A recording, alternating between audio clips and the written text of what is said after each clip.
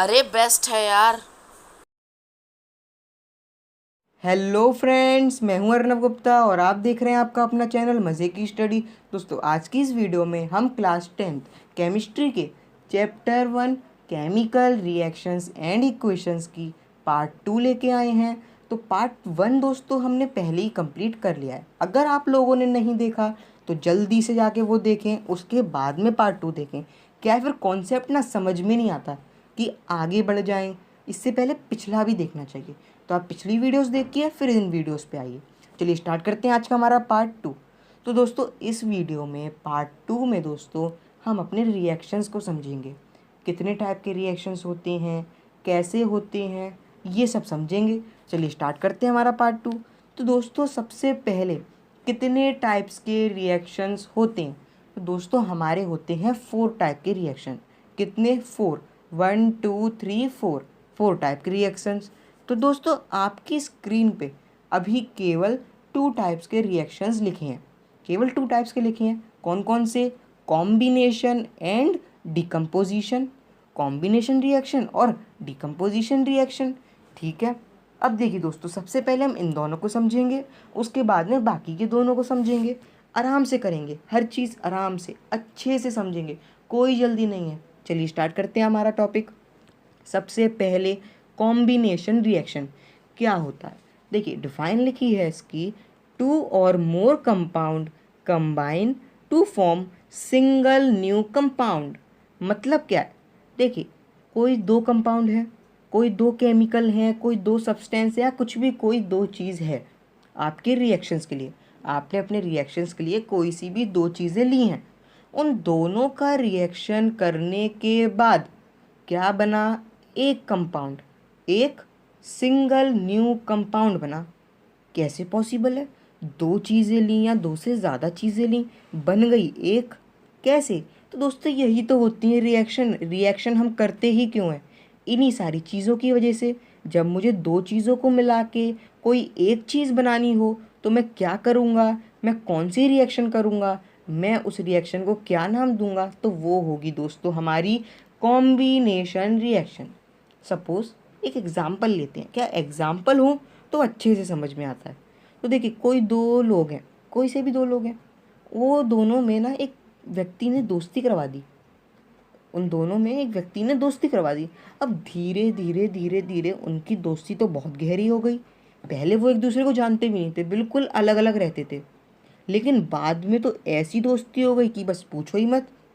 एक दो लोग, एक व्यक्ति, मतलब दो लोग थे लेकिन एक व्यक्ति थे। दोनों एक रहते थे बिल्कुल। कभी भी किसी की मुसीबत आती थी तो दोनों संग आ जाते थे। तो बहुत अच्छे फ्रेंड थे। तो यहाँ पर भी तो यही हो रहा है। पहले ए और बी एक दूसरे को जानते नहीं थे, अलग अलग। जब मैंने रिएक्शन करवाई, उनमें दोस्ती करवाई, तो क्या बन गए? ए बी, एक व्यक्ति बन गए वो लोग, एक पर्सन बन गए। तो क्या समझ में आया कि दो कंपाउंड, दो सब्सटेंस को मिलाकर कोई सिंगल न्यू कंपाउंड बने तो उसे हम कहते हैं, उस प्रोसेस को हम कहते हैं कॉम्बिनेशन रिएक्शन। एक एग्जाम्पल लिखा है यहाँ पे आप लोगों के लिए मैंने, उस पढ़ लेते हैं और उसे समझ लेते हैं। आपके पास है H2 और O2, मतलब हाइड्रोजन और ऑक्सीजन। दोनों को मिलाया, रिएक्शन करी, क्या बना? H2O, मतलब वाटर, पानी।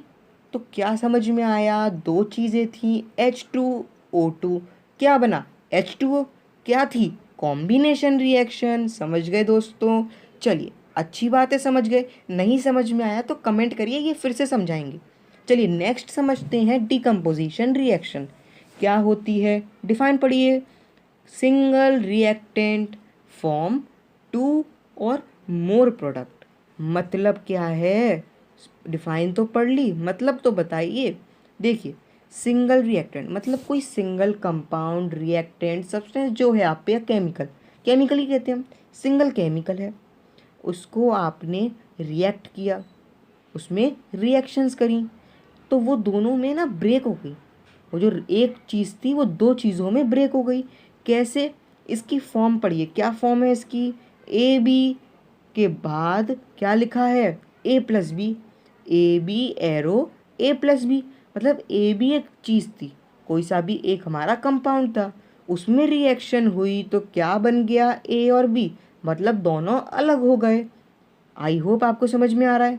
मतलब CaCO3, ये एग्जाम्पल समझ रहे हैं दोस्तों हम। एग्जाम्पल क्या है, CaCO3 एक सिंगल रिएक्टेंट था, एक सिंगल चीज़ थी। किस में कन्वर्ट कर दिया, CaO और CO2 में।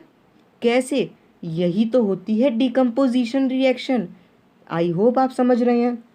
तो चलिए दोनों का डिफरेंस समझ में आ गया, एक बार इन्हें अच्छे से समझे। कॉम्बिनेशन क्या हुआ, दो चीज़ थी, कोई से भी दो कंपाउंड थे, दोनों को मिलाकर कोई एक कंपाउंड बनाया।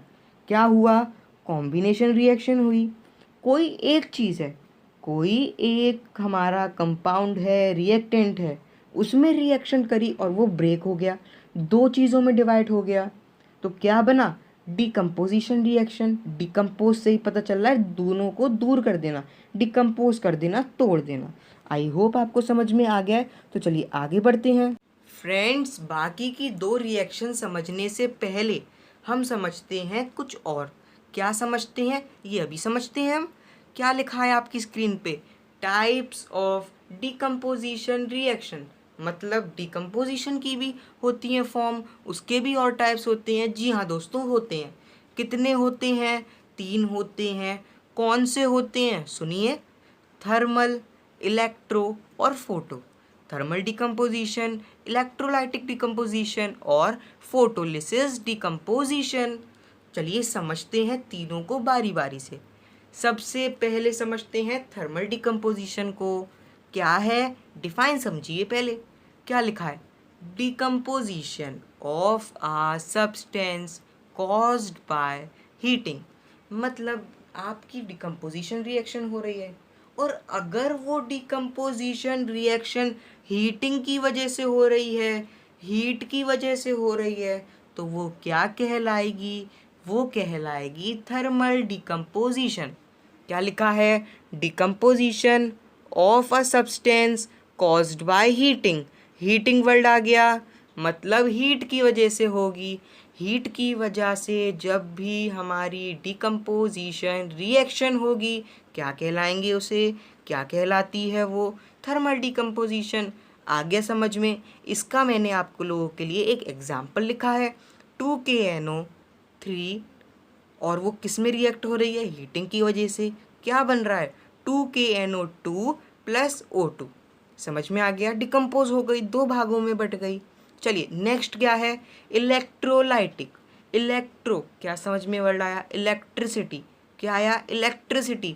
मतलब जब भी डिकम्पोजिशन रिएक्शन हो इलेक्ट्रिसिटी की वजह से, इलेक्ट्रिक करंट की वजह से। करंट तो पढ़ा है हमने इलेक्ट्रिसिटी चैप्टर में, इलेक्ट्रिसिटी चैप्टर नहीं पढ़ा तो क्या पढ़ा, पहले वो भी पढ़ी है, वो आपकी फिजिक्स के लिए बनाया था।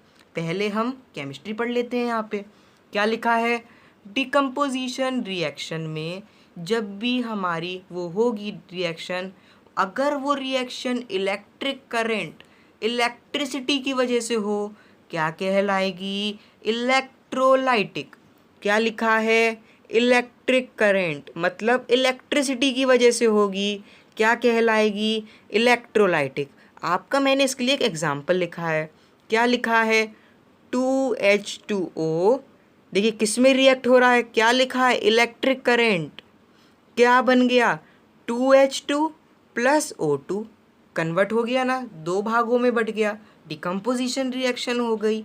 कौन सी डिकम्पोजिशन रिएक्शन हो गई, ये हमारी हो गई इलेक्ट्रिक वाली। इलेक्ट्रिक वाली कौन सी, इलेक्ट्रोलाइटिक। आ रहा है समझ में। चलिए बच्चा लोग अब नेक्स्ट पढ़ते हैं। नेक्स्ट कौन सी है, फोटोलाइटिक, या हम कहें फोटोलिसिस, दोनों ही हमारे सही हैं। कैसे भी कर सकते हैं, इलेक्ट्रोलाइटिक को इलेक्ट्रोलिसिस भी कह सकते हैं, फोटोलिसिस को फोटोलाइटिक भी। क्या होती है, फोटो मतलब लाइट, बचपन से पढ़ते आ रहे हो, इतना तो पता है। फोटो मीन्स लाइट, तो मतलब जब भी डिकम्पोजिशन रिएक्शन होगी किसकी वजह से, लाइट की वजह से, क्या कहलाएगी, फोटोलाइसिस। क्या कहलाएगी, फोटोलाइसिस। डिफाइन क्या लिखी है, decomposition of a substance caused by light. मतलब लाइट की वजह से जब भी लाइट जिम्मेदार होगी हमारी डिकम्पोजिशन रिएक्शन करने में, क्या कहलाएगी? फोटोलिसिस। क्या? Photolysis decomposition reaction. रिएक्शन ही तो पढ़ रहे हैं ना। हाँ, इसका आपके लिए मैंने एक एग्जाम्पल लिखा है। क्या लिखा है जल्दी से समझिए। लिखा है 2 AgBr सनलाइट में, मतलब लाइट में तो ये होगी, तो और कौन सी लाइट है तो सनलाइट ही ये। तो देखिए सनलाइट में होगी, क्या बनी? Ag+Br2। तो क्या हुआ? डिकम्पोजिशन हुआ। किसकी वजह से? सनलाइट। सनलाइट क्या है? फोटोलिसिस। क्या थी? लाइट। आ गए तीनों समझ में? कोई डाउट नहीं है? मैंने सोचा नहीं होगा, अगर है तो कमेंट करिए। किस लिए कमेंट ऑप्शन खोलता हूँ मैं? इसीलिए कि आपके डाउट्स को जितने ज़्यादा क्लियर कर सकूँ, इसीलिए तो खोलता हूँ। चलिए आगे बढ़ते हैं, हमारी बाकी की 2 रिएक्शन समझते हैं। फ्रेंड्स, अब आपकी स्क्रीन पे लिखी हैं बाकी की बची हुई 2 रिएक्शंस। क्या हैं जल्दी से समझते हैं। क्या लिखा है? Displacement reaction, double displacement reaction. क्या होती हैं दोनों? चलिए समझते हैं। सबसे पहले डिस्प्लेसमेंट रिएक्शन क्या होता है? A more reactive compound displaces the less reactive element from its compound। मतलब क्या है? चलिए पहले इसकी फॉर्म समझते हैं, इसका मतलब भी समझ में आ जाएगा। क्या लिखा है? A+BC arrow AC+B।